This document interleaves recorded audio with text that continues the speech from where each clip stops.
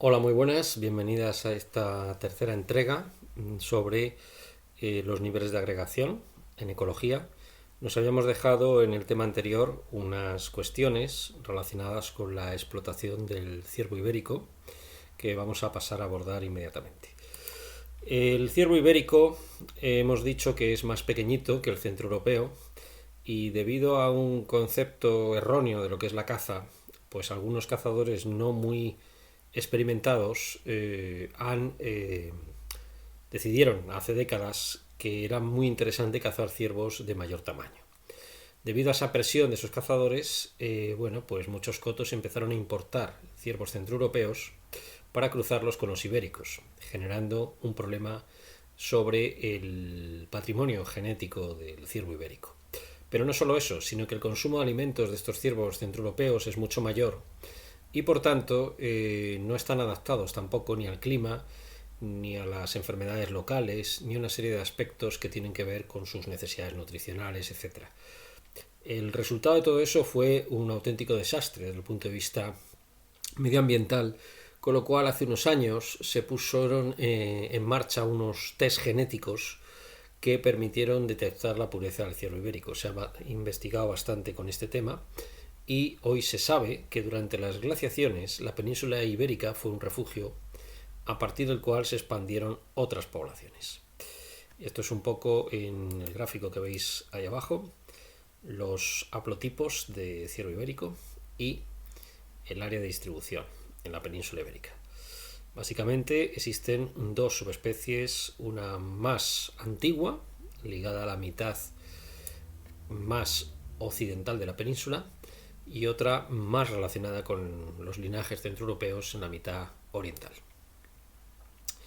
Bien, vamos ahora sí, después de ese pequeño apunte que nos habíamos dejado, vamos ahora sí a hablar sobre algunos otros conceptos que tienen mucha importancia para que luego diseñemos un buen trabajo experimental en ecología. Son conceptos que vamos a pasar un poco por encima, pero que conviene recordar, sobre todo cuando hacemos en el siguiente tema las técnicas de muestreo. En primer lugar, comentar que las poblaciones no se van a distribuir de manera regular en el espacio ni en el tiempo, sino que, dependiendo de qué especie estemos analizando, va a tener unos requerimientos de hábitat que va a hacer que su distribución pues esté relacionada con una serie de parámetros ambientales. Es necesario que aprendamos técnicas para no solamente identificar qué parámetros son los importantes para cada especie, sino también para poder cuantificar en qué medida las poblaciones abundan más en unos lugares que en otros o en unas estaciones que en otras.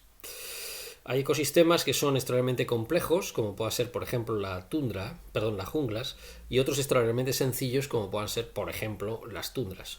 Esta complejidad puede ser no solo a nivel de especies, sino también de la estructura, organización espacial y muchos otros aspectos, ¿no? Es importante que entendamos también esta microestructura que tienen los ecosistemas porque nos van a explicar muy bien cómo se distribuyen las especies en ellos. Así que unos pequeñísimos conceptos muy por encima, que no es el objetivo de esta asignatura, el asunto de los aspectos teóricos, pero sí las cuestiones de la ecología numérica son relacionadas con las técnicas para cuantificar los cambios ambientales y por tanto conviene introducir estos pequeños conceptos. En esta fotografía que veis ahí, en este grabado, ponemos un ejemplo típico sacado de internet sobre las relaciones espaciales y tróficas en un arrecife de coral en las Islas Maldivas. Bueno, es evidente que cualquier arrecife de coral nos puede servir como ejemplo de la importancia que tiene la estructura tridimensional del ecosistema para explicar esa distribución diferencial de las especies. En un arrecife de coral no todas las especies están en los mismos lugares, hay especies que colonizan los fondos arenosos, otras especies van a colonizar, por ejemplo, dentro de los propios corales. Todos conocemos el caso de los peces payaso que viven dentro de las anémonas. Es decir, la estructura del hábitat puede ser extraordinariamente compleja para una especie o para el conjunto de especies. Hace que cuanto más complejo estructuralmente sea un hábitat, mejor para poder albergar más especies. Esto tiene una importancia aplicada enorme. Por ejemplo, se han realizado estudios en el que, volviendo al tema de los arrecifes de coral, en el que se colocan ciertas estructuras de arrecifes artificiales, y estos arrecifes artificiales nos permiten aumentar muchísimo la biodiversidad de los fondos marinos. Algunas asociaciones, incluso ecologistas, como pueda ser Greenpeace, han arrojado estos arrecifes porque también evitan el uso de redes de arrastre que tienen, como sabemos, un impacto tremendo sobre los ecosistemas marinos. Por tanto, las poblaciones se van a configurar a nivel espacial. Una población, ya hemos dicho, que es un grupo de individuos de una sola especie que viven en una zona determinada, y la comunidad la suma de poblaciones de diferentes especies. Tanto poblaciones como comunidades pueden variar espacialmente, y nosotros, cuando usemos ciertas técnicas estadísticas de muestreo, vamos a tener que tener en cuenta esto, la estructura espacial de la especie que estamos estudiando, para definir lo que llamamos después, veremos después, los estratos de muestreo. Por tanto, unos pequeñísimos apuntes, que esto es más para un curso de ecología teórica, pero conviene recordarlo porque si no, luego no vamos a tener claro las técnicas de muestreo, como digo. Uno es el área de distribución. El área de distribución de una especie es donde se encuentra esa especie a nivel global, y puede variar desde unos pocos centímetros, en el caso de algunas especies endémicas de algas, por ejemplo, que vivan en algunas charcas, o incluso todos conocemos el caso de esos peces tan interesantes, el pez cachorro del desierto, y otros peces que viven en muy pocos lugares del mundo, ¿no? En unas charcas, concretamente en los desiertos del oeste norteamericano, las sacas cianófitas, que pueden ocupar unos pocos centímetros en el lecho de un río, o áreas de distribución tan enormes como la que puede tener, por ejemplo, el gorrión común, que es una especie prácticamente cosmopolita y que, como veis en ese mapa, pues prácticamente ocupa todos los continentes, ¿no? Bien, es muy importante que tengamos en cuenta que cuando hablamos de áreas de distribución, también existen unos límites en esas áreas de distribución. Hay especies que no se van a distribuir en ciertas zonas porque tienen una limitante ambiental. Esta limitante puede ser de tipo fisiológico de la especie, por ejemplo, que no se adapte a la alta montaña, o que no se adapte al frío, o que no se adapte al calor, o a los desiertos secos, etc. Por otro lado, también conviene recordar algunos conceptos para describir estas poblaciones, porque van a ser variables que luego vamos a tener en cuenta en los muestreos. Por un lado, la densidad. La densidad es el número de individuos por una unidad de área. Lógicamente, esa unidad de área va a variar según la especie que nosotros estudiemos. Si estamos estudiando, por ejemplo, la comunidad de la biota, que pueda haber microbiota de un suelo forestal, pues evidentemente nos vamos a referir posiblemente a gramos. Si estamos hablando de los perezosos que hay en una selva tropical, pues nos podemos referir a kilómetros cuadrados. O hectáreas incluso. Y si estamos hablando, por ejemplo, de grandes cetáceos, pues nos podemos referir a muchos cientos de kilómetros cuadrados de su área de distribución. Hay unas técnicas que veremos cuando hablemos del muestreo, muy interesantes, para definir lo que es el área ideal para medir esta densidad de una especie, que es la técnica de la cuasivarianza. Gracias a esta técnica, nosotros con los sistemas que hoy tenemos sumamente precisos mediante satélite para cuantificar la posición exacta de una especie, podemos hacer esta cuantificación con una precisión espacial muy grande. Y esa precisión espacial muy grande, por los GPS, nos van a permitir después analizar esos datos y definir a qué escala o área fluctúa más la población. Bueno, pues ese es en esa área es donde la cuasivarianza, es decir, la varianza de cada área, es máxima. Bueno, pues ese es el área ideal de muestreo, por una razón muy simple, porque las especies se mueven en un rango espacial definido por sus requerimientos de hábitat, y si analizamos la densidad de una especie en una unidad inapropiada, podemos tener resultados erróneos. Por ejemplo, si estamos estudiando un cachalote o la población de cachalotes en el estrecho de Gibraltar, que es un área donde hay muchos cachalotes, Y definimos como área de muestreo un metro cuadrado. Evidentemente vamos a tener millones y millones de metros cuadrados con ceros, por tanto no nos sirve la unidad de metro cuadrado. En el cachalote en concreto, los expertos que trabajan con esta especie dicen del cachalote que hace una milla. Es decir, el cachalote se sumerge, va buscando su presa ideal, que son los calamares gigantes, y cuando captura estos calamares asciende otra vez a respirar. Bueno, entre esa bajada, que pueden ser incluso 1000 metros de profundidad o más, en el caso del estrecho la profundidad no llega a tanto, pero pueden ser muchos cientos de metros de profundidad, el cachalote captura su presa, sube, y en ese subir y bajar, el punto desde que se produce la inmersión a la emersión puede oscilar más o menos en una milla. Por tanto, ese sería un área ideal para estudiar el cachalote. Pero eso lo vamos a definir estadísticamente y lo veremos después. Lo que es importante saber, por tanto, es lo que es la densidad, y que esta va a fluctuar mucho según especies. Puede haber especies, por ejemplo, que tengan unas densidades muy bajas en su área de distribución, pero que sean localmente muy abundantes en ciertos lugares.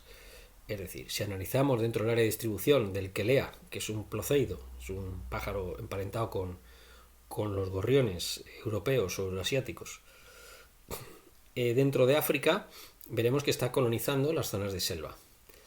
En su área de distribución puede que no sea muy abundante, en el área en conjunto, pero en ciertos lugares su abundancia es tan tremenda como veis en esas fotografías. Se han llegado incluso, porque es una especie que puede causar tremendos daños en la agricultura en zonas tropicales, se han llegado incluso a usar lanzallamas para acabar con los nidos de quelea, que son una especie muy gregaria, que pueden nidificar en los árboles en números realmente espectaculares. Bien, la distribución geográfica de una especie, por tanto, hay que considerarla a diferentes escalas. La distribución de una especie normalmente no es uniforme, siempre va a tener cambios espaciales y temporales. Tenemos que definir lo que es el área geográfica de la especie, su dispersión, si dentro de esa especie, de esa área geográfica, es estacional o es sedentaria o es divagante. En las regiones donde se concentra esta especie dentro de su área geográfica, porque igual que decíamos en el quelea, puede que esté en ciertos lugares y no en otros, si la especie coloniza, por ejemplo, un tipo de bosque o un tipo de sustratos, en el caso de una planta, etc.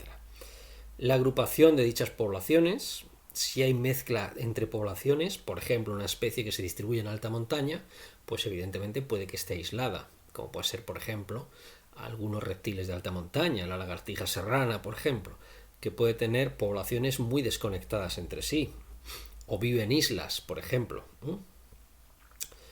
Grupo de individuos o promedio de individuos que tiene la población. Hay poblaciones que pueden tener millones de individuos, como pueden ser algunas poblaciones de insectos, como por ejemplo las termitas, o en ciertas zonas de la sabana africana, o unos pocos individuos. Los movimientos que hacen esos individuos, que hay una enorme cantidad de movimientos o tipologías de movimiento en las especies. Bien. En una escala geográfica operan distintos factores climáticos para explicar por qué las especies se distribuyen como se distribuyen.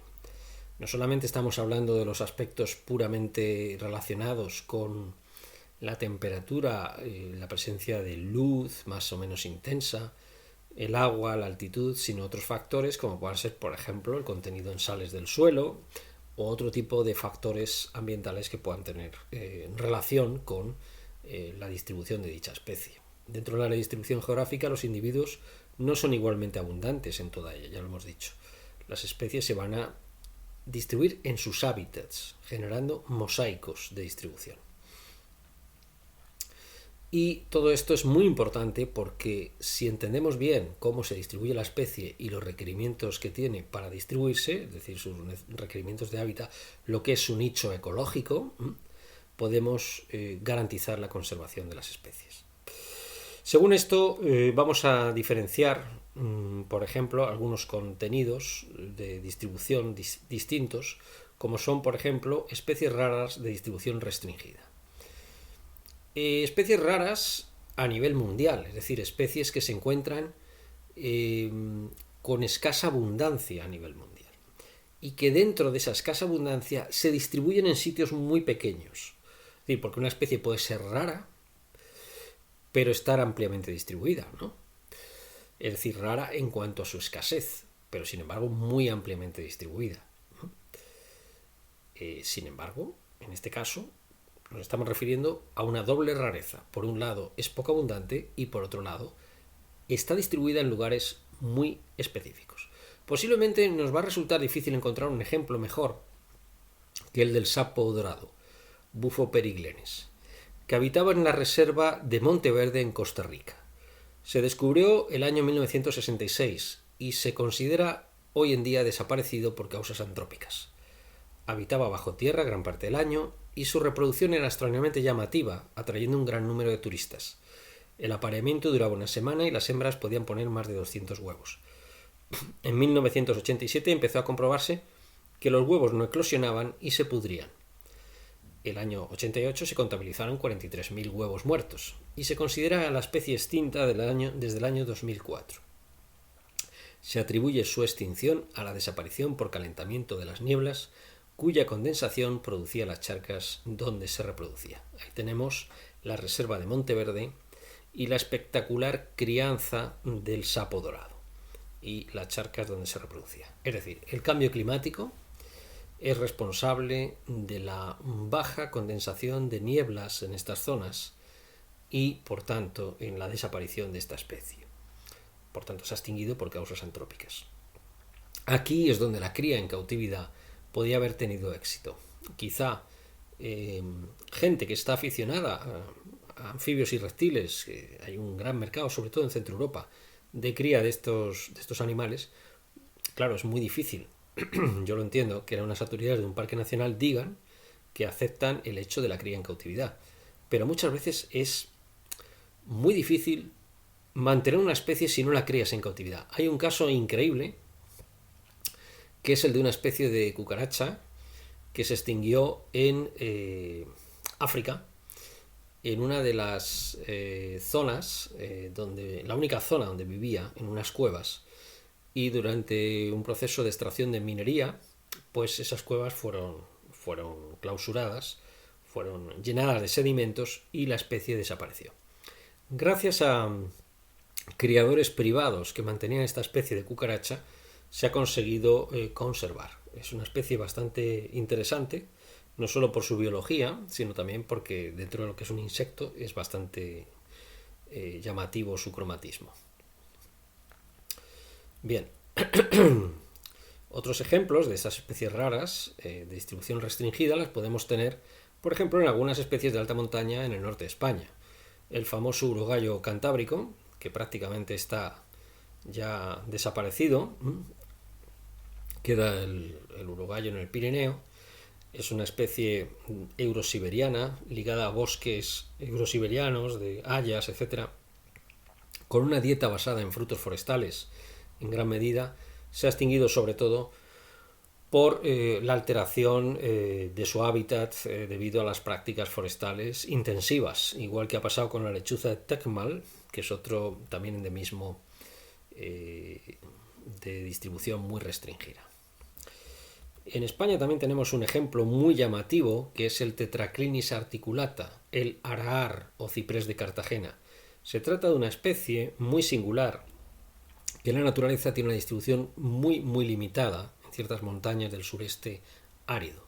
Sin embargo, es muy interesante saber que es una especie que se adapta a parques y jardines perfectamente y que gracias precisamente a la introducción en parques y jardines, pues es una especie que podemos decir que nunca se va a extinguir, porque siempre vamos a tener algunos ejemplares, aunque sea en hábitats distintos al original, que garanticen la supervivencia de esta especie.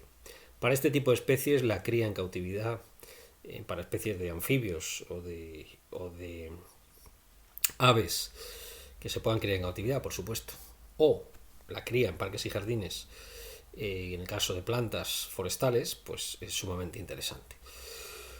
Especies raras de distribución no restringida. Se trata de especies que son poco abundantes, pero que tienen una distribución un poquito más amplia, ¿no?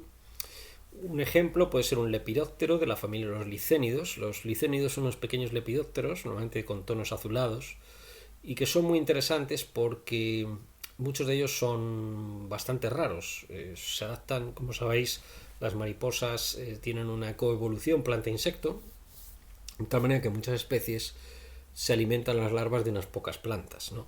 La Maculina arion, o mariposa de distribución circunscrita a Europa y parte de Asia, o gigante azul, es de las más grandes dentro del grupo de los licénidos.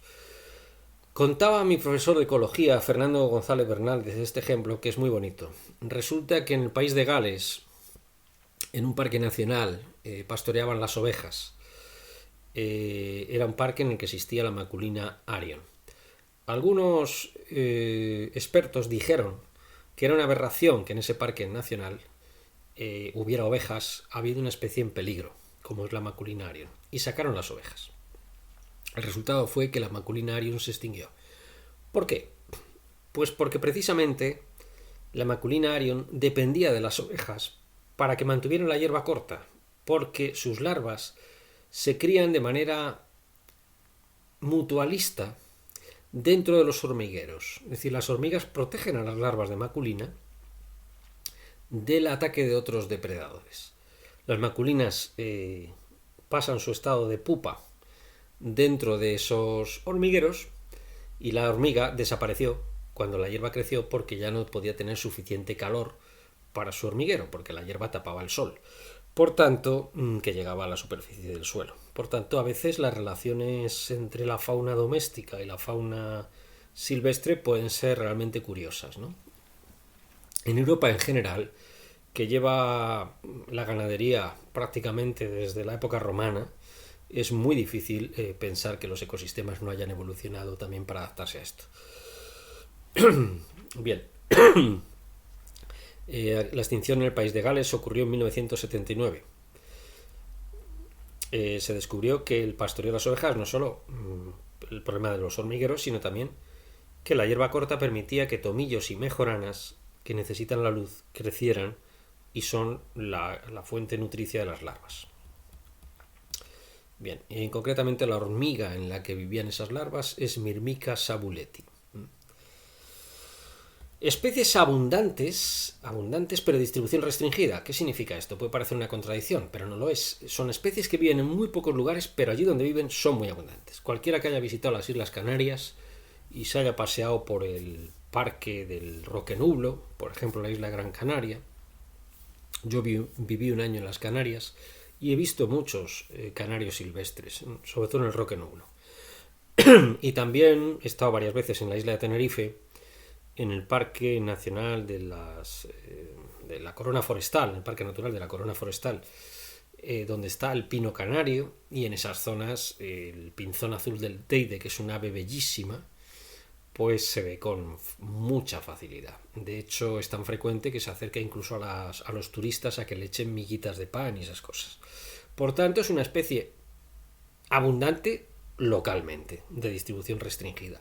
Todo esto vamos a tener que tenerlo claro cuando hagamos un muestreo, evidentemente, porque si vamos a las Islas Canarias y concretamente a la isla de Tenerife y nos movemos por el piso supraforestal, no vamos a ver un solo pinzón del Teide, evidentemente. Especies abundantes de distribución no restringida. Pues los mejores ejemplos son los gorriones. En la península ibérica tenemos 3 especies, bueno, 4, pero 3 que son especialmente abundantes, que son el gorrión común, el de la izquierda, caracterizado por ese capirote grisáceo, el gorrión molinero, que le caracteriza esa mancha negra que tiene aquí en la cara, ¿no? Y un capirote de color más rojizo, y el gorrión moruno, que yo siempre digo que es un gorrión como que ha hecho pesas, ¿no? Es mucho más fuerte que el gorrión común, tiene ese punteado en el pecho y tiene otro hábitat diferente. Es muy curioso observar a veces la coexistencia de estas especies. El gorrión común, sobre todo ligado a ambientes muy urbanizados, el gorrión molinero circunscrito sobre todo a los ambientes más ruralizados, y en algunos casos en el Parque del Príncipe de la ciudad de Cáceres, España, Extremadura, a veces hemos podido ver gorriones molineros dentro del parque comiéndose los brotes de las acacias. Cuando al principio de la primavera empiezan a echar los brotes que van a dar lugar a las hojas, parece ser que a esta especie le gustan mucho. Y sin embargo, dentro del parque apenas hemos visto gorrión común. El gorrión moruno es mucho más grande, por tanto, le va a desplazar al otro. Un concepto importante cuando hagamos un muestreo en técnicas de ecología numérica va a ser el concepto de dispersión. Se define como la separación de los individuos en diferentes direcciones. No solamente estamos hablando de especies silvestres, por ejemplo, en el caso de razas domésticas de ganado, no todas pastorean igual. La dispersión puede tener una importancia tremenda desde el punto de vista de la gestión, por ejemplo, de la ganadería extensiva. Una raza retinta extremeña, una vaca muy cárnica en cuanto a su... Quiero decir que no es lechera, es el aprovechamiento principal de esa raza es la carne, una carne excelente, con una calidad tremenda, pues es una raza muy andarina, muy adaptada a las condiciones del ambiente de la dehesa, y es perfectamente lícito que digamos que está adaptada a la dehesa. Recuerdo una anécdota de una persona que se molestó porque dije esto precisamente, que la raza retinta estaba adaptada a la dehesa, y él dijo que no, que la retinta era la dehesa. No, perdón. Hay muchos tipos de posibles dehesas con cabras, dehesas con ovejas. Cuando digo que está adaptada al ambiente sabaniforme ecológico que tiene la dehesa, que no es más que un bosque antrópico de tipo sabaniforme. Bueno, pues ese calor tremendo estival, la retinta, está adaptada a eso. Tiene las patas más largas, es muy andarina, es una raza rústica, ¿verdad? Y los individuos en el campo se separan unos de otros y pastorean cada uno en su lugar. Es muy similar a lo que ocurre con unas razas de ovejas escocesas, por ejemplo la Scottish Blackface, la Suffolk y otras razas que llamamos de cara negra. Están adaptados a estas zonas de pastizales, ¿no? Y se distribuyen también, se espacian, ¿no? Sin embargo, cuando analizamos, por ejemplo, una raza charolesa o una raza frisona, que esta es de leche, pues evidentemente el pastoreo se hace mucho más pegaditos unos individuos a otros. Esto tiene una importancia tremenda, porque una raza que se distribuye espaciada, también por ejemplo puede ser el caso de la vileña negra ibérica, todavía más que la retinta, no va a destrozar tanto el suelo, porque donde pasa una vaca, a lo mejor otra no pasa hasta unos días después.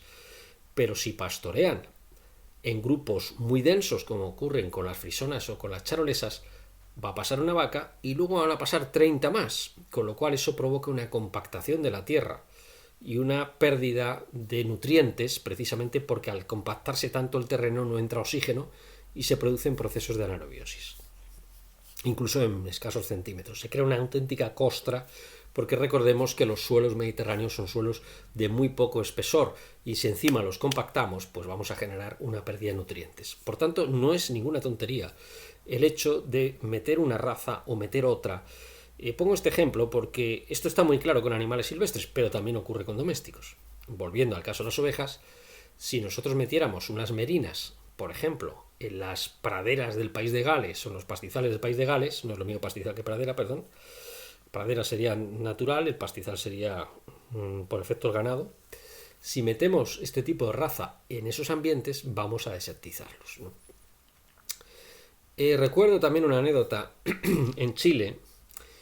Por eso hay que tener una formación un poco interdisciplinar, como decíamos cuando hablamos de los conceptos de ecología. El ecólogo es una persona interdisciplinar, tiene que recurrir a distintos especialistas, pero muchas veces los especialistas no tienen esta visión interdisciplinar y están metidos, como digo yo, muchas veces en compartimentos estancos, ¿no? Como one track mind, que dicen los ingleses, ¿no? La mente de un solo carril.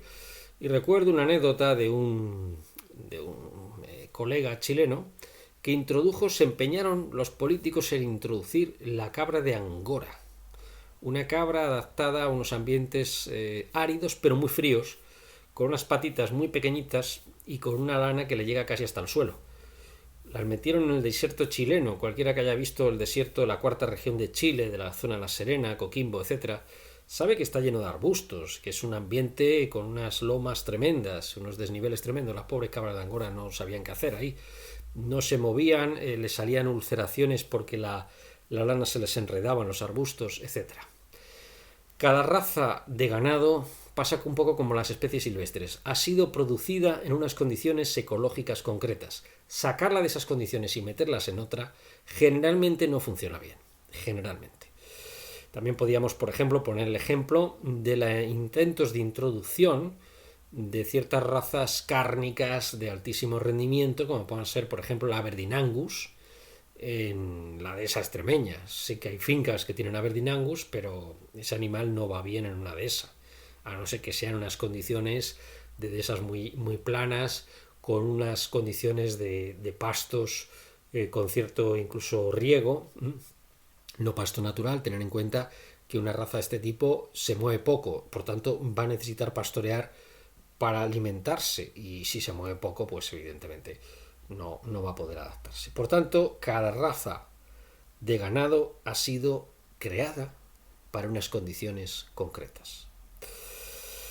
Bien, la dispersión no solamente va a afectar también a los aspectos relacionados con los movimientos, con las variaciones espaciales y temporales, sino que también la dispersión es importante para comparar el estado de dichas poblaciones a lo largo del tiempo. Puede ocurrir, por ejemplo, que la dispersión de una especie tenga un efecto tremendo sobre la viabilidad de dicha especie. Por ejemplo, muchas especies de árboles, lo que se llama las megafrutas, de árboles tropicales de las selvas sudamericanas, presentan semillas enormes de grandes que hoy sabemos que en el pasado fueron dispersadas por especies de mamíferos muy grandes ya extinguidos. Se ha especulado mucho sobre la extinción de estas especies de mamíferos, y hoy sabemos que las selvas se colonizaron, hubo varias oleadas históricas y algunas muy anteriores a los que se pensaba inicialmente. Por tanto, a veces la desaparición de un gran herbívoro puede contribuir a un fenómeno en cascada en el que las especies forestales que dispersa este animal pues acaben siendo muy reducidas. También es muy importante la dispersión de los individuos jóvenes. Recuerdo en estudios que hicimos con la lagartija serrana en la Sierra de Gredos que cuando describimos los espacios de movimiento de machos y hembras, vimos que más o menos podríamos hablar de unos 20 metros cuadrados de tamaño del área de un macho, y en el territorio de un macho solían caber 2 hembras, más o menos. Pero los individuos juveniles se podían encontrar en cualquier lugar. Estos marcajes de estas especies los hacíamos mediante un sistema bastante ingenioso que era con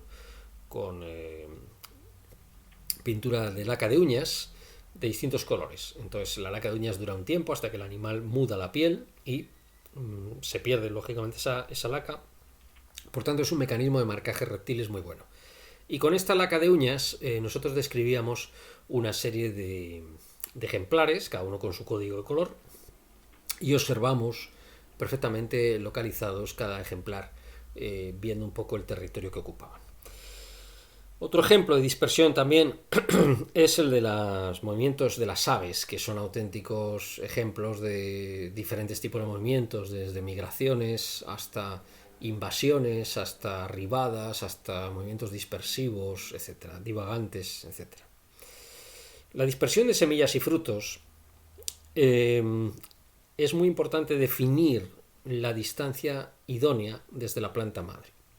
Algunos colegas, como José Ramón Arévalo de la Universidad de La Laguna, han trabajado intensamente en este tema.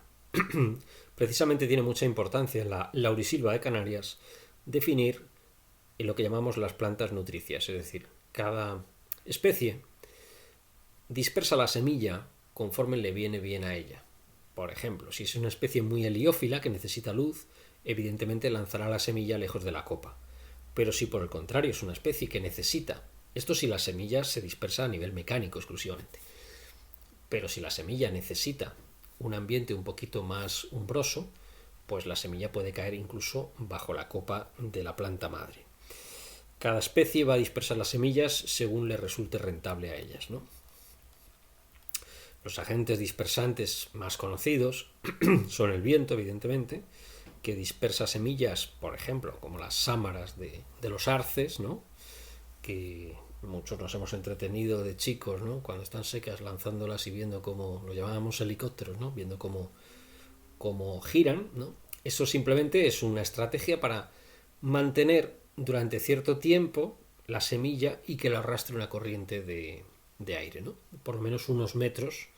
Es lógico, en este caso con los arces, que la semilla se disperse unos pocos metros. También tenemos el vilano de los dientes de león, que es como un auténtico paracaídas, ¿verdad? Estos pelos que forman una estructura que nos hemos también entretenido de chicos soplándolos y pueden moverse bastantes metros. Por cierto, el diente de león es una planta magnífica para tomar tanto las hojas en infusión, que es anticolesterol, como las raíces, que se pueden tostar y son sucedáneos del café. Bien, el agua también es un agente dispersante muy importante. Los lirios de agua, que tienen semillas flotantes, son un buen ejemplo. Los animales son una estrategia de dispersión bastante interesante porque tenemos que gracias a la dispersión por animales podemos mover las semillas a mucha distancia. Y tenemos dos estrategias principales: la exozocoria, el fruto se engancha en la parte externa de un animal, normalmente en lo que sería el pelo, la lana, en el caso de rumiantes o de mamíferos, y en el caso de ciertas especies de leguminosas como Scorpirus vermiculatus, por ejemplo, y Medicago polymorpha. Ahí tenéis las semillas. Y esto tiene una importancia cuando hacemos estudios de dispersión tremenda. Por ejemplo, la especie de la derecha, Medicago polymorpha, es una especie que los conquistadores españoles llevaron a los desiertos chilenos, Pedro de Valdivia concretamente, que colonizó el desierto chileno y allí le puso, él era de la zona de La Serena, en Extremadura, y le puso la capital de la cuarta región de Chile, La Serena. Bueno, pues hoy la gualputra, que es el nombre local que le dan al Medicago polymorpha, es un recurso forrajero tremendo para estas zonas. De hecho, es una especie invasora, pero que se ha dispersado extraordinariamente. No es el único ejemplo de especies de la flora extremeña y andaluza que se encuentran hoy en el desierto chileno. En un reciente trabajo publicado en la revista Ecologies, realizamos un estudio sobre el impacto de la flora alóctona, es decir, de la flora procedente de España, en las zonas del norte de Chile. Porque siempre se ha hablado de que la flora alóctona en Chile estaba causando la desertificación. Las conclusiones que hemos sacado después de más de 9 años de estudio y de recopilar cientos y cientos de transectos, técnica de muestreo de la que ya hablaremos, en el desierto chileno, las conclusiones a las que hemos llegado han sido realmente curiosas. Es decir, los requerimientos ecológicos de la flora alóctona en Chile, me estoy refiriendo desde el punto de vista de Chile, de la flora alóctona y autóctona no son los mismos. En el desierto chileno, del sur de Chile, del sur de la tercera región y norte de la cuarta región, hay unas condiciones hídricas muy distintas a las que hay en Extremadura, en España. Concretamente, el nivel de precipitaciones está en torno a 150, que es casi la mitad de lo que llueve en la zona más árida de España, que es el sureste árido de Almería, que puede llover 200, 300, ¿no? Por tanto, es mucho más árido estas zonas del ambiente mediterráneo chileno de lo que es el ambiente mediterráneo originario de esta flora. Bien, pues resulta que estas especies, al tener requerimientos más altos, solo se distribuyen durante los años de alta precipitación. El resto del tiempo permanecen en rezago. Y ese tiempo que dan las sequías o los años normales allí, que para nosotros serían mega sequías casi, pues es tiempo que las especies autóctonas chilenas se expanden. Por tanto, las alóctonas no son tan problemáticas porque crecen a gran extensión, producen mucha biomasa, se mueren y esa biomasa queda en el suelo y sirve de nutriente para el establecimiento de las especies autóctonas de allá. Lo que sí sabemos es que es la cabra, o mejor dicho, no la cabra, el mal uso de la cabra, el principal agente desertificante. En este trabajo comparamos pastoreo rotativo, es decir, los animales se van moviendo entre distintos sitios a intervalos más o menos regulares, pastoreo continuo, los animales están siempre en el mismo lugar, pastoreo diferido y exclusiones, es decir, zonas en las que no pastan. Y los resultados después de 9 años fueron concluyentes. No hay competencia entre las especies autóctonas y alóctonas, porque tienen requerimientos de hábitat completamente distintos. La flora chilena se ha adaptado a las condiciones áridas y se ha adaptado a permanecer a largo plazo, mientras que la flora alóctona se adapta a aprovechar los años de intensa precipitación, expandirse, producir semillas y luego desaparecer. Por tanto, las condiciones de adaptación son radicalmente distintas. Este bonito ejemplo nos sirve para entender que a veces existe eso que llamamos nichos vacíos. Bien, la endozocoria es la forma más común de dispersión animal y se produce por ingestión de los frutos. En la flora mediterránea tenemos muchos ejemplos, por ejemplo las semillas de rosal silvestre, que son extremadamente duras, los llamados escaramujos, que son los frutos, son dispersados por micromamíferos. Tenemos una planta de frutos tremendamente duros, que es el durillo, y tenemos también otro tipo de dispersión endozocoria, por ejemplo, en el momento en que estas especies llega un momento en que la adaptación de la semilla es tan grande al animal que la dispersa, que estas especies necesitan pasar por el tubo digestivo para poder germinar.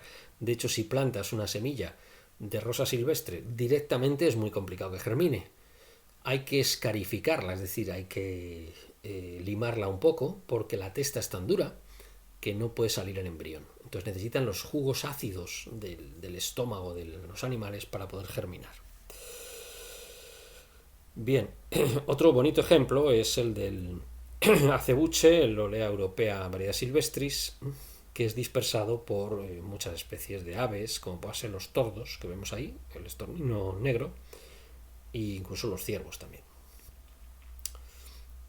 También existen los fenómenos de dispersión mecánica o autodispersión. Uno de estos ejemplos es el pepinillo del diablo, Sphaluum aleatorium, o las famosas jara, las semillas del Cistus ladanifer, ¿no? Son dispersiones mecánicas. La jara se abre cuando está seca la cápsula y en ese movimiento de abrirse de golpe expulsa muchas semillas. Se han llegado a contabilizar hasta 30.000 semillas por metro cuadrado en jarales. Y aquí una conclusión también un poco desde el punto de vista de gestión. Si el jaral invade una dehesa, la forma de luchar contra la jara no es en absoluto arar, porque cuando aras lo que estás favoreciendo es precisamente la eliminación de las especies que podrían competir con la jara. La jara se hace todavía más fuerte. Puedes acabar con ella en 2 o 3 años, pero se hace más fuerte. Se ha utilizado mucho para acabar con este tipo de plantas en distintas partes del mundo. Hay muchos ejemplos de esto. Por ejemplo, recuerdo el ejemplo de enormes extensiones de rosa mosqueta que he visto en Patagonia, en Argentina.